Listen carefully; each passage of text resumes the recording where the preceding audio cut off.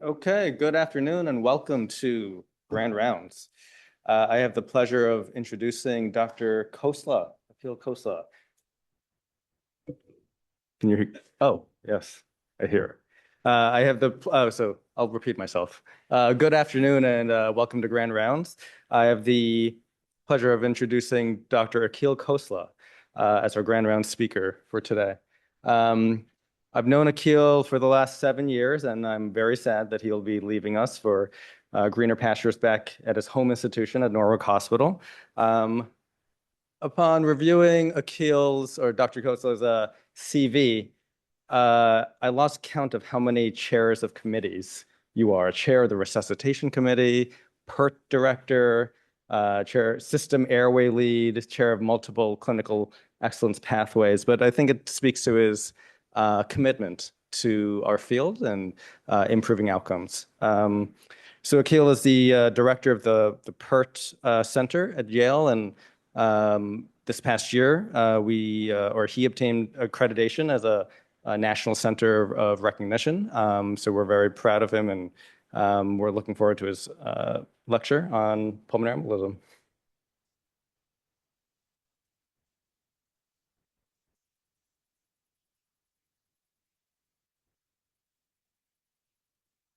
Yeah, thanks, Phil, for the kind words. I'm excited to be here and talk about PE as it's a subject that's dear to my heart. So these are my disclosures. And for today's talk, I really wanted to focus on common themes that I'm asked about when we talk about PE at presentations and at other institutions. And some of those topics are around risk stratification for PE, how to approach treatment specifically for that intermediate risk or high risk PE population, and then what is a PE center of excellence. So I'm going to jump straight into risk stratification for PE. So risk stratification is important as it sets a baseline for how we approach patients with PE. When we think about risk stratification, there's multiple ways to do this, and multiple societies have put out recommendations on how to risk stratify patients. And this is a table from Jack from a couple of years ago that looked at 6 of the more prevalent societies on how they risk stratify PE. And what you can see is every box that has an exclamation mark in it is either an item that wasn't discussed in that guideline or that there's no consensus on between the guidelines. So you have 6 large societies, although no agreement or a lack of agreement in many areas around PE risk stratification, just indicating how difficult it is to study this disease if we can't even agree on risk stratification. That being said, the most commonly used risk stratification staging tool that we have is the European Society of Cardiology Guidelines, or the ESC staging tool. And I'm not going to go into this in too much detail, but basically there's 4 different risk profiles, looking at intermediate, low, intermediate high, and high risk. And these all use different parameters such as RV dysfunction, either on echo or CAT scan, positive cardiac biomarkers, and then hemodynamic stability. And this is important because as our risk goes up, your risk or association for poor outcomes and mortality increases. I just wanted to point out that this risk stratification tool isn't enough on its own. It's rather insufficient. And we see that even patients within a category have a lot of variation. There's a lot of heterogeneity within each category between patients. And it also does not equate to treatment. So just because somebody is an intermediate low versus an intermediate high doesn't equal they should have treatment X or Y. There's a lot more nuance than just this table. So what are some of the other adjuncts that we can use for risk stratification? So scoring systems are very popular. So there's a few different scoring systems that are out there. There's the BOVA and PESI and simplified PESI. Those are probably the most commonly known scoring systems. And these are really helpful in sort of extremes. So low scores and your SPESI or PESI can be helpful to indicate which patients could be potential early candidates. So these are patients that we would see start on a DOAC and discharge from the ED, potentially not even admit these patients. On the flip side, that high BOVA score are patients that we would consider doing more advanced therapies on. And there's some data. There's a smaller study by Buckley. There's a single center study that looked at intervening on patients with high-risk PESI scores with advanced therapies, mainly mechanical thrombectomy, and found that there is improved outcomes compared to anticoagulation monotherapy in this patient cohort. What about echo? This is probably one of the most common questions we get asked is, we have a point-of-care ultrasound. Can we use this for risk stratification for our PE patient?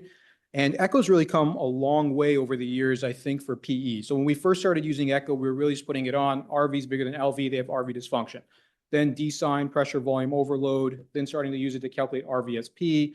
But I think over the last few years, we've really evolved on how we use echo to risk stratify our PE patients. So thinking about more advanced measurements like RV strain or longitudinal strain, thinking about non-invasive cardiac output like LVVTI or RVVTI, thinking about markers of RV to PA uncoupling, so the TAPS to your PAPS ratio, and then looking at other things that are happening during some of these PE processes, such as right heart thrombi. And I pointed out these four variables because each one of these variables independently have studies showing that if any of these are present, the risk of a adverse event or poor outcome in the setting of PE increases.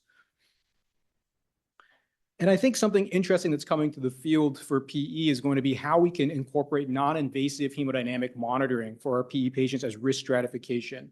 Again, technology for non-invasive risk or non-invasive hemodynamic monitoring has improved drastically. So now, just with a finger probe looking at pulse contour, we can get a pretty much full hemodynamic profile looking at cardiac index, cardiac output, systemic vascular resistance, and a few others. And the thought is, if somebody comes to our ED or into our hospital with an acute PE, can we put this device on and see that they have impaired RV function or impaired cardiac index? And should that push us to do more advanced therapies earlier on? There's a single site UCSD looking at the Edwards clear site, which is the picture on the far right, this one here.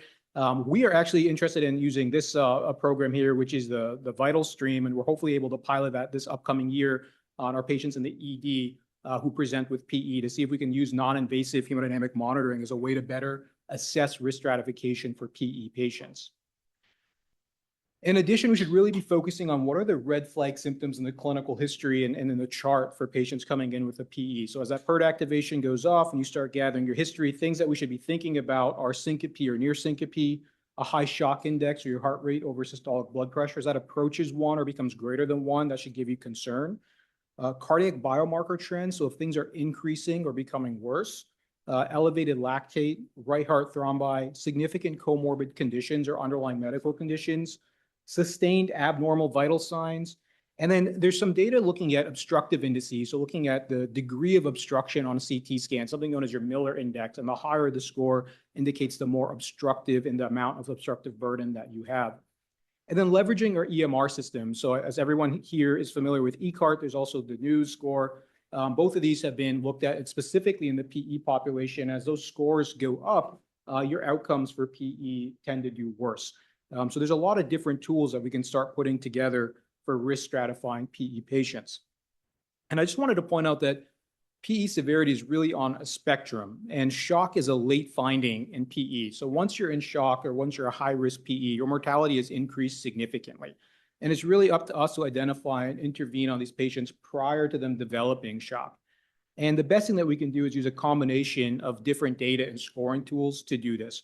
So if you look at our PERT template note that we use, we kind of include all of this in our note. So there's a spot for our ESC criteria. We include the PESI and BOVA score. We look at our hemodynamic and biomarker trend. We have a spot for the RV echo assessment. We're very fortunate to have an echo lab that works closely with us. All of those parameters I mentioned before, other than RV longitudinal strain, are included in our PERT echo report, so we can quickly look at that for RV assessment. There's a spot for comorbid conditions. And then I think something we don't think enough when we risk assess patients are what is their bleeding risk and what is their risk if they were to decompensate and require systemic lytics. Those are things that we should also be looking at when we risk stratify these patients. And as more and more of these parameters or risk tools start to be abnormal, that kind of pushes our treatment modality or treatment strategy for these patients. So how do we think about intermediate risk PE patients and what are the treatment options for intermediate risk? It's probably one of the most controversial areas in PE management other than IVC filters.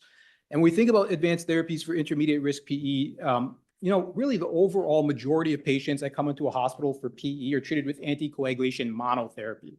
And when we think about advanced therapies for PE, that's any additional therapy to anticoagulation. And we tend to have 3 main branches of advanced therapies for intermediate risk PE. And those are catheter endovascular-based therapies, surgical therapies, or systemic lytics.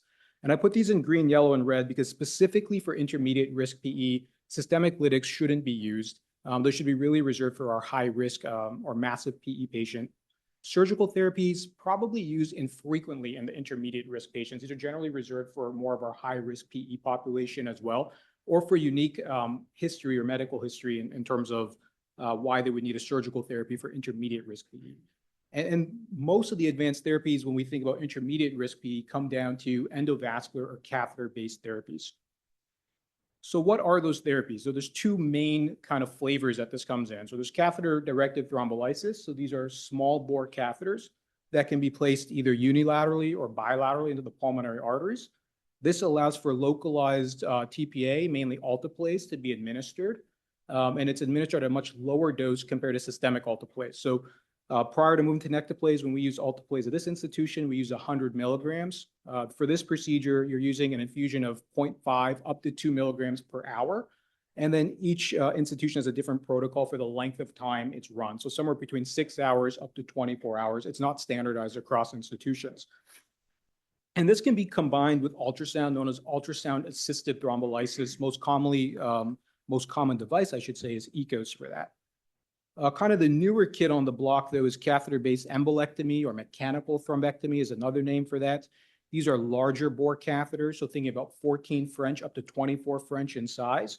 No thrombolysis is required. No catheters are left in place. And some of the more common devices that are available on the market are listed there. So you have the Inari FlowTriever device, AlphaVac, Penumbra Indigo device, and Bashir catheter device.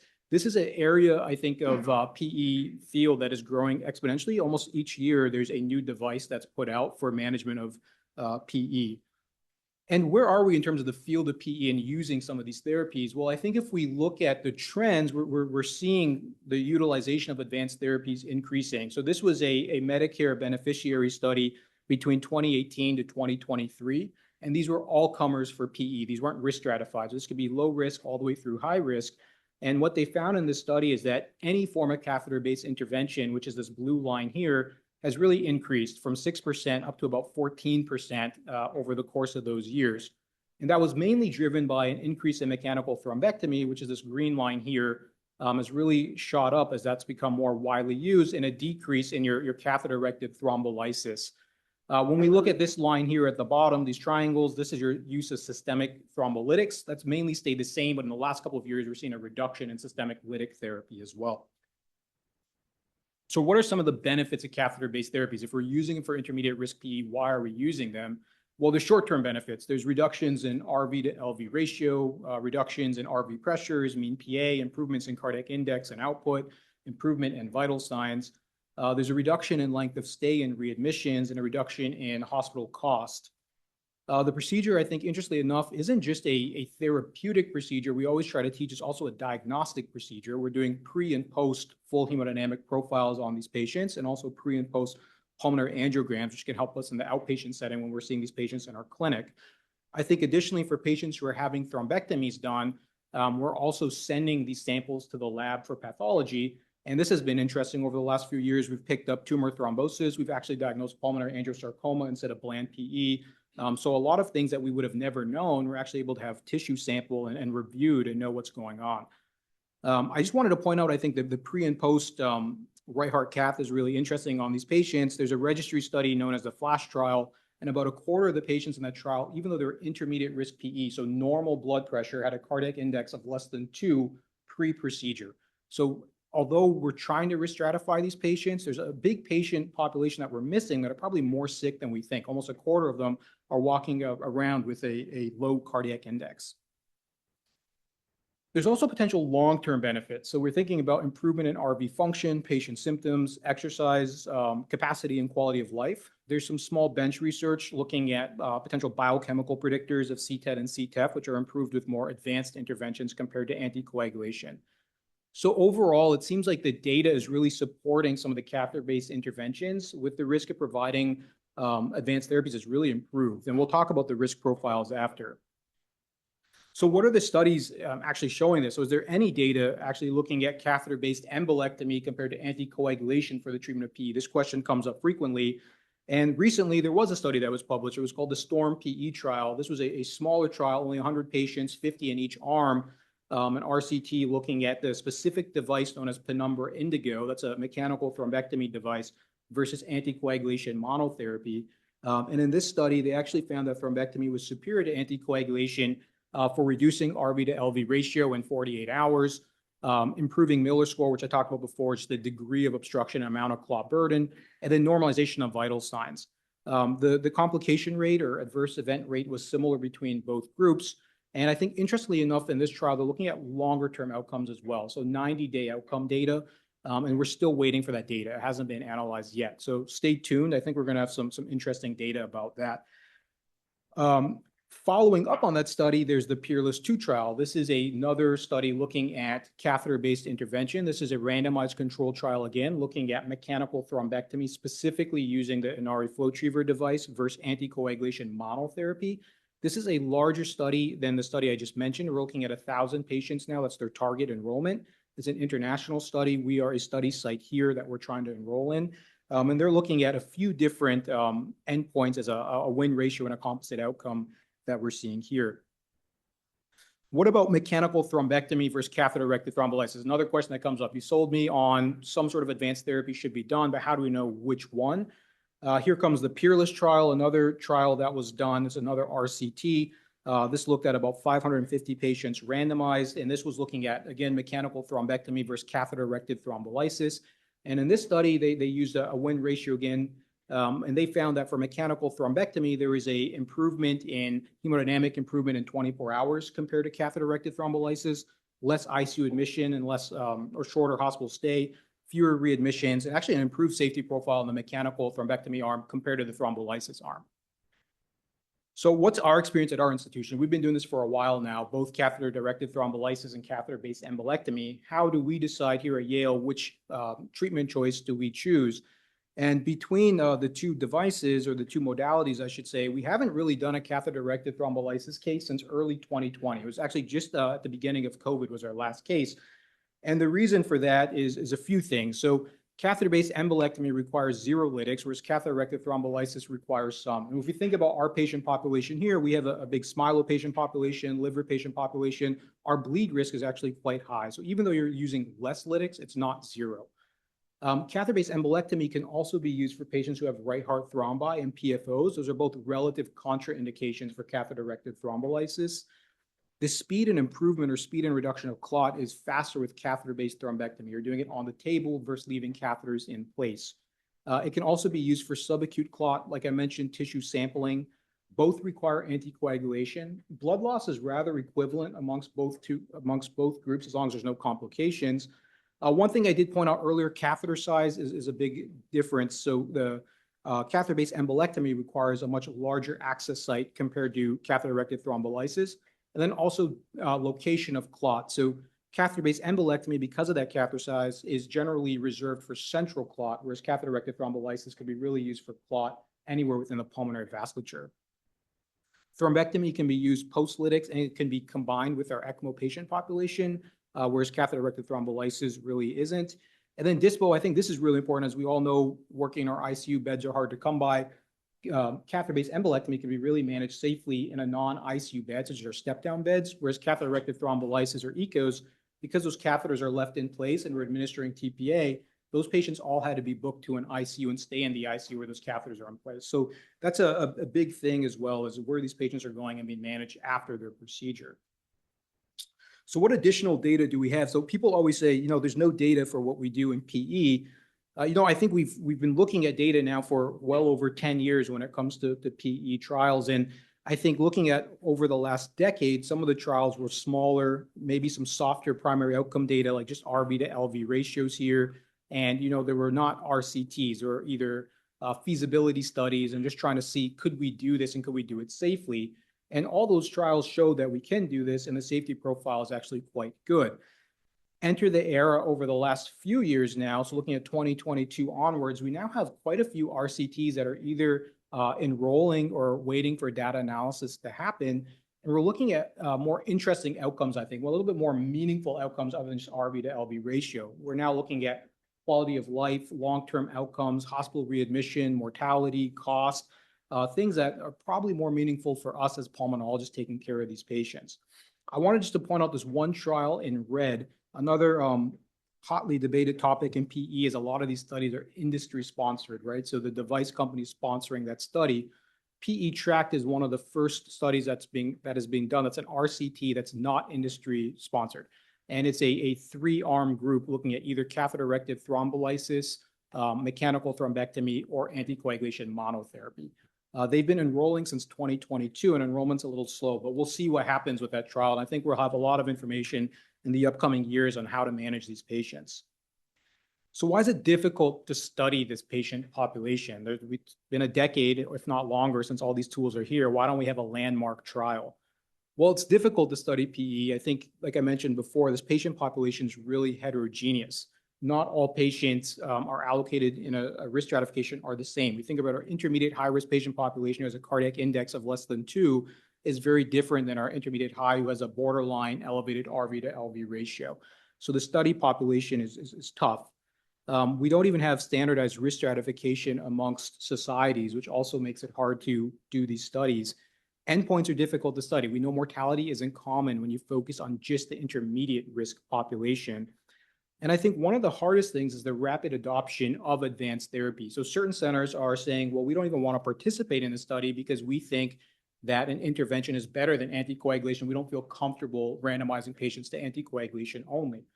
And we've experienced something similar here when we try to consent our patients. They often will say, well, I don't want to risk being on anticoagulation. I want to just take this thing out. Like, why would I ever bother with anticoagulation? So enrollment is tough. Long-term follow-up for these patients are tough, especially because in a lot of these trials that are looking at catheter-based interventions, patients might not be around the center that does the intervention. They might be transferred to that center. So following up for these patients can be tough as well. We're seeing that new devices are hitting the market quickly and devices are evolving. So for example, AlphaVac, FlowTriever, Penumbra, those devices from 2-3 years ago are different than devices that are on the market now in terms of they've evolved to become better. There's combination therapies, there's monoclonal antibodies that are out there now. There's so much that's going on for PE, it makes it difficult to study. And for long-term outcomes, post-PE impairment is really just starting to take off in the PE field. We have, I think, just the very tip of the iceberg on what post-PE impairment is and how do we define and manage the 3 subcategories of that. That makes it really difficult to set up a study if we don't have consensus on what post-PE impairment is to begin with. So there's a need for ongoing research to help determine what type of therapy, what patient, and the timing of which therapy. The current data isn't perfect, but I think when we take it all together, there's probably a signal that in the right patient population, there's benefits to these advanced therapies with a really good safety profile. So to kind of look then, which patients should we be doing these therapies on? How do we decide this? You know, I try to keep this as simple as possible for our fellows and other institutions that we teach PE at. If these 3 criteria are met, I think, you know, there's high probability that this patient should at least be considered for advanced intervention. So the symptoms need to be acute, so less than 14 days. We need to be able to get to the clot, so they should be central in nature. And they need to have some sort of significance from their PE. So if any one of the following occurs, so RV strain, high BOVA scores, elevated or increasing cardiac biomarkers, a worsening lactate, abnormal vital signs, or significant symptoms. If all 3 of those criteria are met, really we should be considering advanced therapies in these patients. What about timing of advanced procedures? So we see a patient at 9 p.m. Do we have to do that patient's advanced procedure at 10 p.m. or can it wait till the next day? Also a topic that comes up frequently. Is there any data for this? So this was a article that was published just last month. It was a meta-analysis looking at early versus late catheter-based interventions, any type of catheter-based intervention, lysis versus or embolectomy. Looked at 50,000 patients and they defined early as being within 24 hours of diagnosis versus late being after 24 hours. And they found that early intervention was found to have reductions in mortality, all-cause readmissions, length of stay, and no change in complications of intervening earlier versus later. There was also a chest abstract that was labeled, I like the title, Door to Thrombectomy Time. It's really starting to think about mirroring acute brain injury and ACS. And they defined their short arm as 12 hours and their long arm as 12 hours. And this was all based on a registry trial. They reanalyzed the data. And they found that the short cohort had improved reductions in mean PA pressures and better to RV-LV ratios. But what I wanted to point out in this trial, which I thought was interesting, is that it wasn't just at 48 hours. They saw a sustained response at 30 days and 6 months when they did an earlier intervention than later intervention. So there's no clear guidelines yet written in any societies about when advanced therapy should be performed for hemodynamically stable patients. For our high risk or massive PE, sooner or as fast as possible is recommended.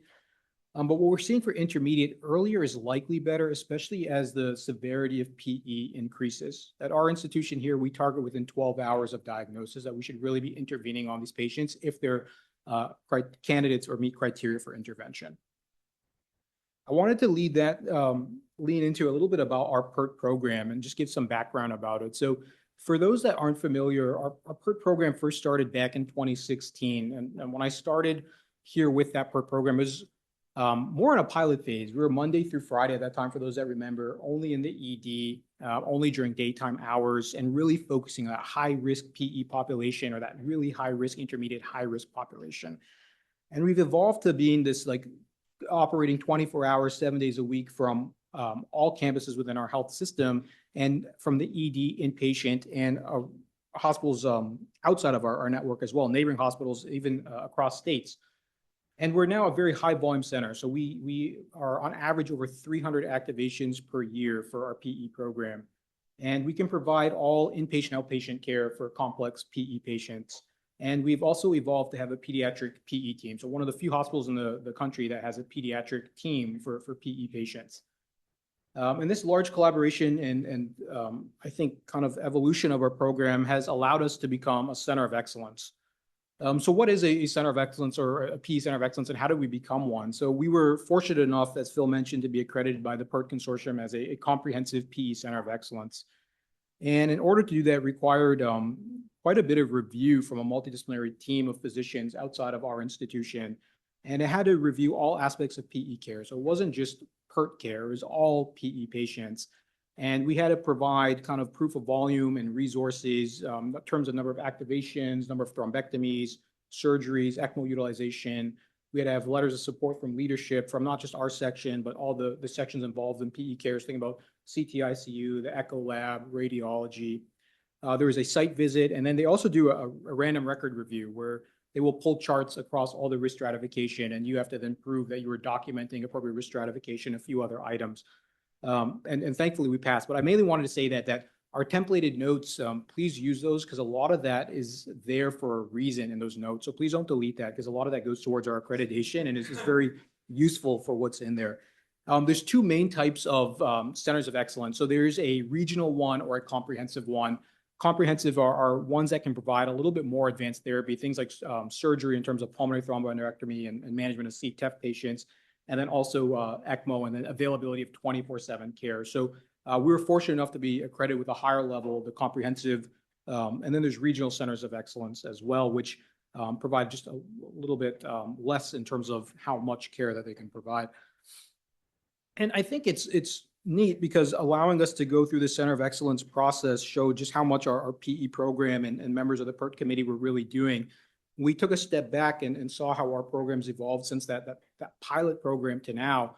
We realized that we were covering more than just PERT activation. So members of our team were working across the health system to create kind of guidelines for our health system on VTE prophylaxis. So how do we manage patients in the hospital? Should it be on chemical prophylaxis, SCDs, a combination of both? What about the surgical population versus the medical population? How to diagnose PE? Is it a VQ scan, a CT scan? What do you do if there's a contrast allergy? Anticoagulation and thrombolytic guidance. This became important as we decided to move away from alteplase to using tenecteplase. Working with our Smilo colleagues on our malignancy-associated VTE patients. Post-PE management, as Phil and Indy know, we work tightly with them in managing these patients. We have now a right heart thrombi and catheter-associated thrombi team that reviews some of these higher risk cases of right heart thrombi. We started to get called in for IVC thrombi, just thinking it's PE just farther down. And this is actually a really unique patient population. So working with urology and a few other surgical colleagues on how to manage this patient population. Thinking about our code teams on how do we code a high-risk PE patient and using our ECMO teams. Inter-hospital transport. This was actually a really interesting thing. Thinking about Y-axis, what teams are needed to go retrieve a high-risk PE patient or bring over a patient who's needed for transfer. Lab stewardship. How do we decrease the number of labs and imaging for PE patients? And how can we think a little bit more thoughtfully on these patients in terms of our workup?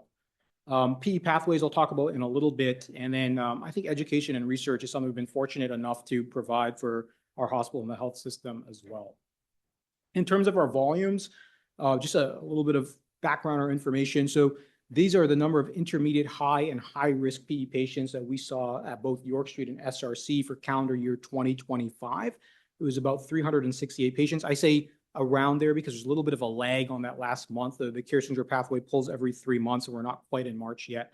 When we look at number of thrombectomy cases, about 95. And in terms of percentage, if you look at all comers who went for for catheter-based therapy, about 7% went for a catheter-based therapy. If we look at just intermediate, high, and high-risk PE patients, about a quarter of our patients are going for a catheter-based intervention. And this is really similar to other large PERT centers. When we receive data from PERT Consortium, they have a large database that we share data with and receive data back from. We also get asked, how do you use AI in PE? So I thought I would take a little bit of time to talk about AI. So there's two main ways that we use artificial intelligence for PE care. The first is our radiologists who read CT scans receive an AI alert for any positive finding of a PE. So they have an AI alert that tells them there's a positive PE. They can then prioritize that CT scan and read it earlier.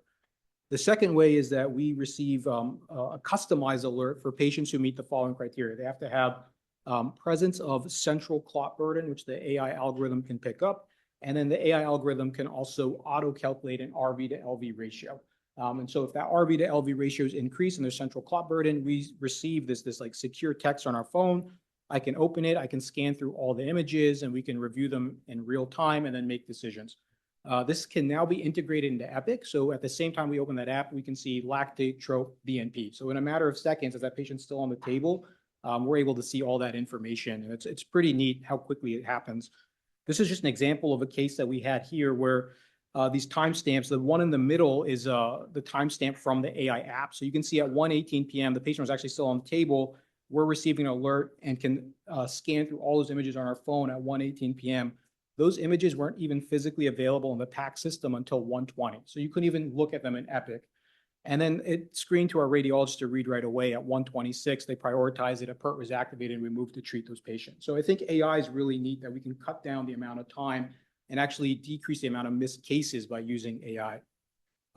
Dr. Hamid Majibian's been, really important for AI and really building our AI program. We also had the idea, how could we integrate AI across the health system? So when we think about health systems and PE care, most health systems will allocate one hospital to be that main center. They'll be the ones who provide our thrombectomy cases, and all the other hospitals in the health system make the decision about who to transfer and when to transfer those patients.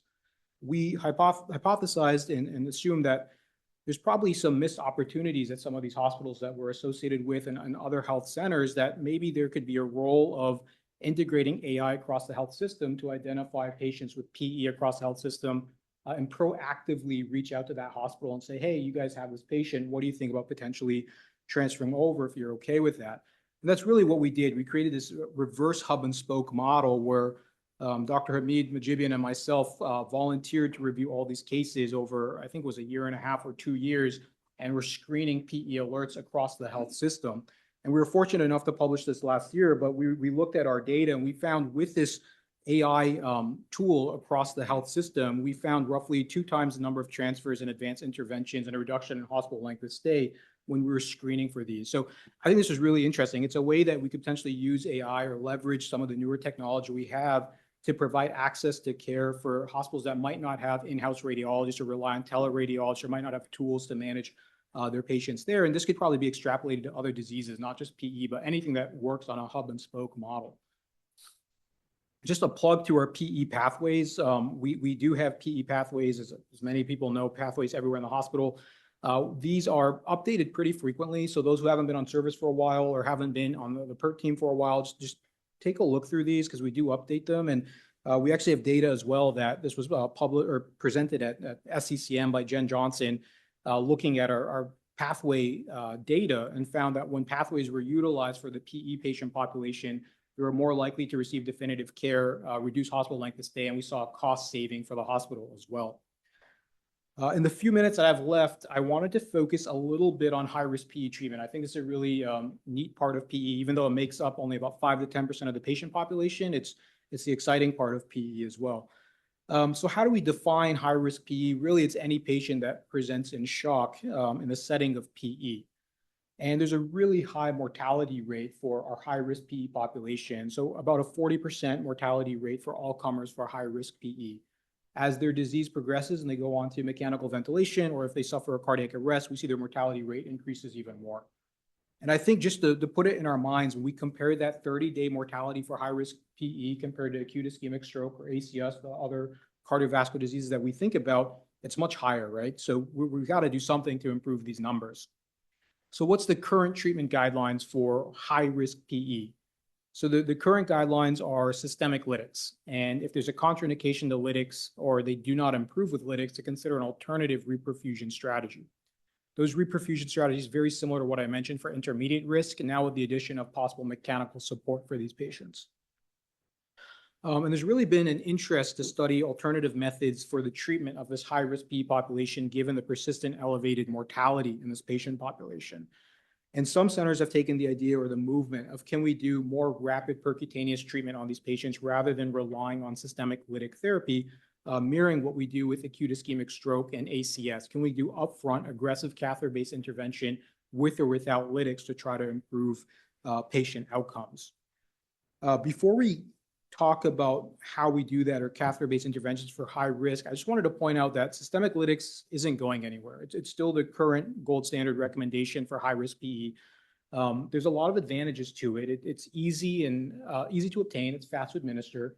You don't require a specialized team to give it. Nurses give it. The patients don't have to be moved to a specialized suite, or you don't have to have a OR dedicated for those patients. And there's actually very little data to support it if you look at RCT data, but there is some data to support that there's an improvement in mortality in the high-risk PE population. Some considerations, though, that I think often go unknown. There's a large relative and absolute contraindication list, and about 40 to 50% of patients with high-risk PE have at least one relative or absolute contraindication to systemic lytics. As we know, bleeding can be catastrophic, especially intracranial. The optimal dose and agent is really unknown. We don't know if tenecteplase is better than alteplase and at which dose we should be giving these agents. We know it does not work on subacute or chronic clot, and it does not work on non-thrombotic PE. So what about endovascular therapy? So there's really this emerging data and interest for, can we use mechanical thrombectomy specifically for a high-risk PE population? I say mechanical thrombectomy because catheter-directed thrombolysis takes time to work. It's not ideal for that high-risk patient population. And this really offers a minimally invasive approach with less bleeding risk than lytics and less invasiveness of doing a surgical embolectomy. The caveat is that patients must be stable for transfer to a suite for this to be done, and you have to have a team available to do it. There's a small trial known as the FLAME trial that was published about 2 years ago, and this was the first trial comparing mechanical thrombectomy to usual care for the high-risk PE population. And this trial was actually stopped early after meeting pre-specified analysis criteria in favor of the thrombectomy arm. So they actually found enough improvement in the thrombectomy arm that they stopped this trial early. And this gave rise to the next trial that's going on now, which is called the PERSEVERE trial, which is an RCT looking at specifically FlowTriever versus any other standard of care for high-risk PE population. We're enrolling in this study now. It's, as you can imagine, very difficult to enroll in the study as these high-risk PE patients are very sick and active when they come in, and obtaining consent is quite difficult for that patient population. ECMO, so everybody talks about ECMO and it's like the new thing. So some patients are too unstable for treatment with catheter-based therapies, or even if they get their lytics, might not improve and they may not improve, or sorry, and do not improve despite that treatment. So mechanical circulatory support, mainly via ECMO for PE, has really become increasingly popular, and its utilization has increased for PE over the last few years. And there's really two ways that this can be done. You could place somebody on VA ECMO and then just continue anticoagulation, or you can put them on VA ECMO and then provide some form of adjunctive therapy, either catheter-based embolectomy or surgical embolectomy for those patients.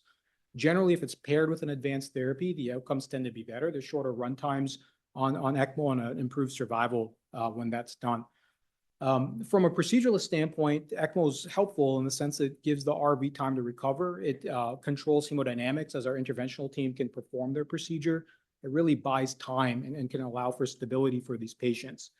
It can also be used if we think about health systems to retrieve patients. So patients who might be too sick at another hospital, we could send a team for, put on ECMO and bring back to allow for additional care. And in our really sick population, it can be used for salvage or bailout in terms of ECPR, or patients who are crashing on the table, we can consider putting on mechanical support. I want to spend the last couple of minutes just focusing on our approach at our institution for high-risk PE, because it's somewhat new over the last couple of years. So we think, and we're fortunate to publish this as well, that the risk criteria, or the criteria for high-risk PE, is too lax. It doesn't do a good enough job risk stratifying the high-risk population. So we've really tried to stratify these patients into 3 buckets. So any high risk or massive PE patient, we try to re-stratify either to be stable, unstable, or catastrophic. And stable are those who are on no pressors or a single stable low dose vasopressor. And we define that as not needing to increase that vasopressor over a 30-minute period, or being on an equivalent of 0.25 of norepi or less. Unstable is any pressor requirement more than that, or 2 or more pressors, need for intubation, evidence of progressive end organ injury, or a active right heart thrombi in the setting of a high-risk PE. And then catastrophic is, as the name kind of leads to, anybody who's actively arresting, peri-arrest, or who just survived their arrest. And we think this is important to risk stratify these patients because it allows us to match the intensity of our treatment with their risk stratification. So the far right is our patient population that's catastrophic. These are patients who would be receiving lytics up front plus minus ECMO, and then consideration for catheter-based therapy or surgical therapy afterwards. On our far left, this is our stable high-risk patient, if you will. We've really taken the shift to trying to bring these people to the lab early and perform a mechanical thrombectomy before giving lytics. The caveat to that is they have to meet all those stable criteria, and we have to have a team available to do it within 90 minutes. So reperfusion has to be done quickly. If they don't fit that window, they kind of fit into this middle box, which we screen all of our patients for ECMO in that middle box. If they're ECMO candidates, we then make a decision about placing on ECMO first and then going for catheter-based embolectomy versus catheter-based embolectomy with ECMO available on standby, depending on how severe the patients are. If they're not candidates for ECMO, we make a decision about systemic lytic followed by catheter-based therapy, or trying to go for catheter-based embolectomy on its own if systemic lytics are contraindicated. So a little bit of a shift on how we focus on our high-risk PE patient population here, and we're trying to collect our data on this, and this has been approved by the accreditation policy. Everybody agrees that this is an okay way to treat our high-risk PE population. A few tidbits of information for our fellows and trainees, and then we'll wrap up. So just a couple things with high-risk PE when we do our case reviews that come up frequently is I would just say be cautious with IV fluids. We know that this is an RV afterload problem, and that fluids might worsen our hemodynamics. Early use of pressors in this case is helpful. Norepinephrine is still the first-line agent that we're thinking about for these patients. Something that commonly comes up is tachycardia in these patients. They're sitting in heart rates 150s to 160s. And we think about them being reliant on their heart rate. It's not infrequent when we do case reviews that they've received a few runs of DILT or metope to control that heart rate, which leads to some hemodynamic embarrassment. So just keeping that in mind, that they do depend on that heart rate. Consider early adjuncts to your norepinephrine. So thinking about epi or dobutamine for some inotrope support. As a reminder, as our norepi dose goes higher and higher, it becomes more of an afterload agent and can give trouble with perfusion.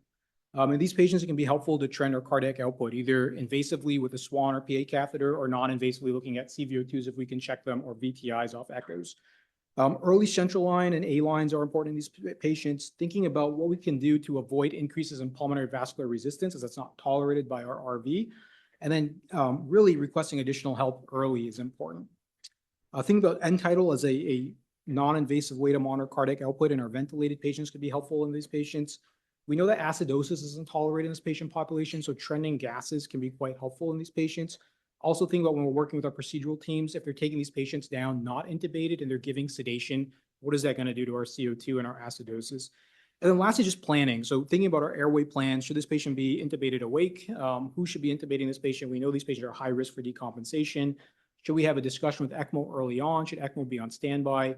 Should we have lytics on standby? Where do lytics even come from? So just a reminder, lytics aren't in our ICU Pyxis or in our code cards. They have to come from central pharmacy. So if you think you need them, call early because it does take time for lytics to be delivered. And then thinking about risk assessment, a little bit of a timeout for ourselves when we see these patients. So what are we doing if these patients decompensate? What is our plan, and who do we have to call, and what's our end goal for these patients as well? I'll wrap it up there. I just want to say thank you to our PE program and PERT program. It's been an honor working with everybody over the last few years and really seeing this program grow. And I'm proud of all the work they've done to improve care for our PE patients. And also to our PVD team, we wouldn't be able to take care of our patients in kind of a comprehensive way without following them up on the outpatient side. So I just want to thank everybody and happy to take any questions.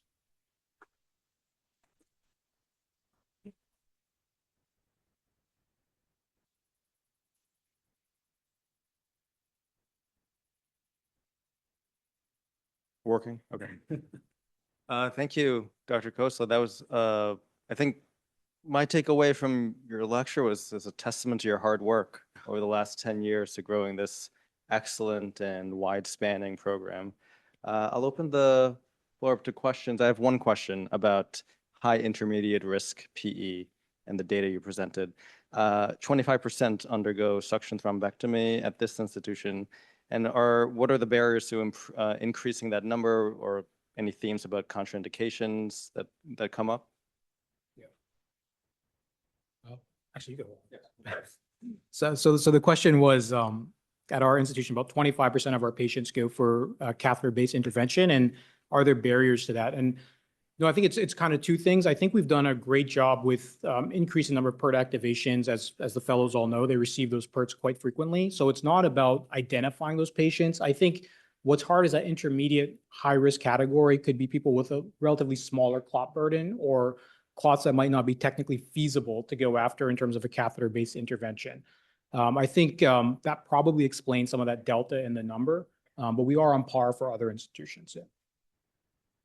Hey, Akhil, thank you so much. This was awesome. I always learn a lot every time, and I agree you've done so much. I have two questions.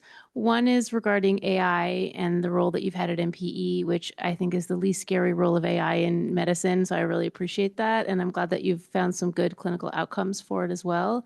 I'm wondering if you know how many of other institutions are using AI and if you see any other space for it in the management of PE. And then my second question is what will happen to our PERT program in the next year and forward?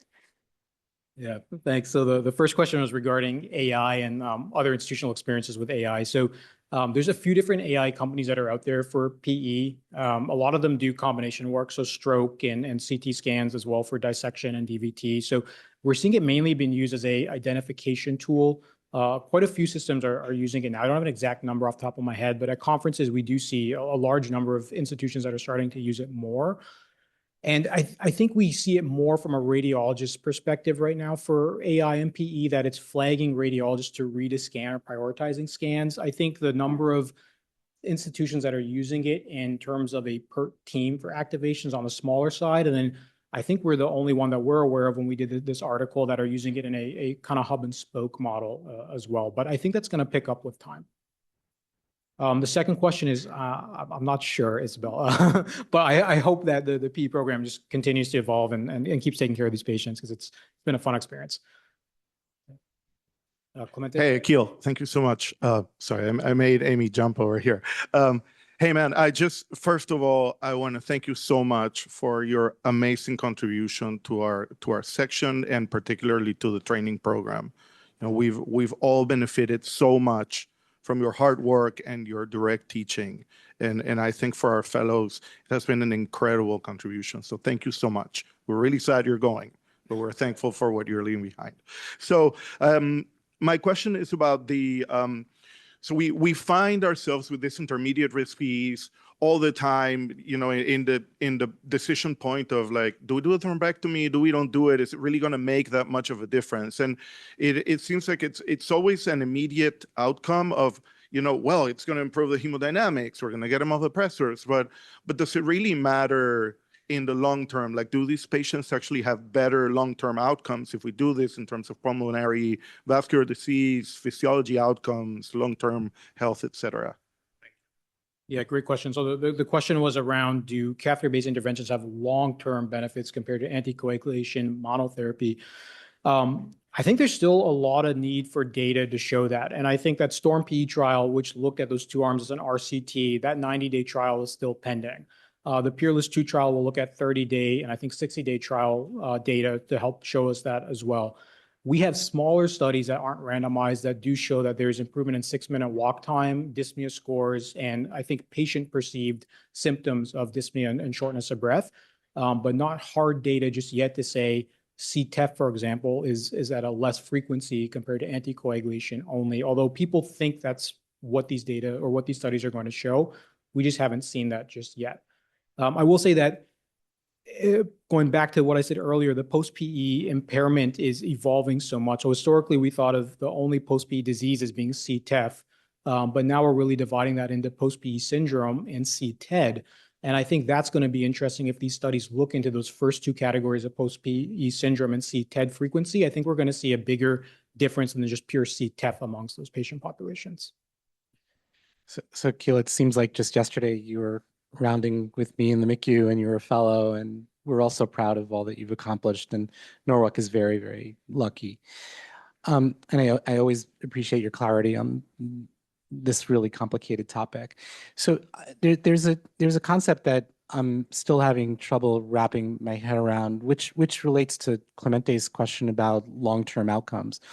You know, when you look at some of the older extra therapies like lytics, you know, what seemed to be pretty clear is that you get rid of the clot faster. So if somebody's in like that wood graph that you showed before, like if they're going to die in the next few minutes, get rid of the clot now. But if you somehow make it through 24 to 48 hours, outcomes tend to be relatively similar. But what you can show is pictures of the follow-up scans being much better, more quickly anyway, but then ultimately looking fairly similar. So getting back to this point, I kind of understood with a lytic why you might have better long-term outcomes, because you might be getting into really small blood vessels that might be useful. But I'm not really understanding what the proposed mechanism would be for a suction thrombectomy to have better long-term outcomes. And I'm wondering if you know mechanistically why it might. Yeah, so the question was around how, I'm going to paraphrase, but how does potentially mechanical thrombectomy lead to reduction in long-term maybe development of CTEPH or CTED in this patient population compared to lytics? I think what we see is one of the risk factors for CTEPH for some patient populations, central clot burden, degree of clot burden, and time under pressure that the RV is facing. So what we see with these catheter-based interventions is very quickly, within an hour, you're removing that elevation in your pulmonary vascular resistance and removing that central clot burden very quickly. So there's some thoughts that are you preventing that remodeling that the RV might be undergoing by leaving a clot in longer for that 3-month period of time. When I say 3 months, because that's when most of the studies start assessing for CTEPH, even though some centers, including ours, might do it a little bit longer, 3 to 6 months. With anticoagulation monotherapy, we see it time and time again, at least in our clinics, is that a lot of patients have some improvement in their clot burden, but they still have a degree of residual pulmonary vascular obstruction. It's very, I don't want to say rare, but it's not as common that we see somebody with a repeat imaging with completely clean vessels after they have their PE when they're treated with anticoagulation. But more commonly than not, with catheter-based therapies, we do see almost all of that clot, especially central clot, because that's what it's acting on, to be removed and be completely gone. So my way of thinking about it is speed of reduction of pressure that the RV is facing and time under pressure that the RV has. And that might help remodeling or preventing remodeling in terms of elevated pulmonary pressures as a way to improve our longer term outcomes. Maybe just a supplemental comment to that. It does strike me that the scoring systems that we're using to decide whether to give supplemental therapy or not are really all based on how sick are you now. Yep. Right. And so what you really would want to be able to come up with would be some sort of system to be able to say who is likely to be sick 6 months from now as some sort of way to make that distinction, right? Because they're two different things. Yeah. So we often, I didn't include it in here, but when we discuss cases as a PERT committee and team and review cases, we tend to take patients who are more functional at baseline to have a lower bar to do some of these interventions. So for example, we had a roofer who came in with a huge amount of clot burden, who wasn't able to even walk without getting dyspneic or syncopized. Those are patients that we think, okay, one, acutely, they're probably going to do better, but long-term, they rely on their functional status. Are we potentially going to improve their long-term outcome? So it's not in the guidelines or data yet. I think it's something over the next couple of years, as some of this data is published, we might be able to see. Thank you. I'm going to end with one question from the chat, Dr. Mathe. Is the YNHH system positioned to add other hospitals such as your Norwalk Hospital in a statewide program? Yeah, that's a good, so the question was, is YNHH system able to integrate other hospitals in the state for PE care? And I think it's actually a philosophically difficult question, right? So you have different health systems in the state, and how do different health systems operate, and what's available at different health systems is that best for patients? So the short answer is I don't see the different health systems being able to have the same PE team. They could work synergistically together. So for example, as Norwalk knows, we transfer our PE patients here for some of our more advanced care. We have tried to pilot ideas of using AI software as something that be offered across the country as a way to be monitoring cases, but that's hard to kind of take into consideration from a liability standpoint across different hospitals, health systems, and across state lines too. So I'm not quite sure where not just PE care, but other care is going to go across health systems when different resources and I guess experiences are different and allocated differently across health systems. Thank you very much, Akhil. I'm just gonna echo what Clemente said is we're gonna all miss you. Thank you.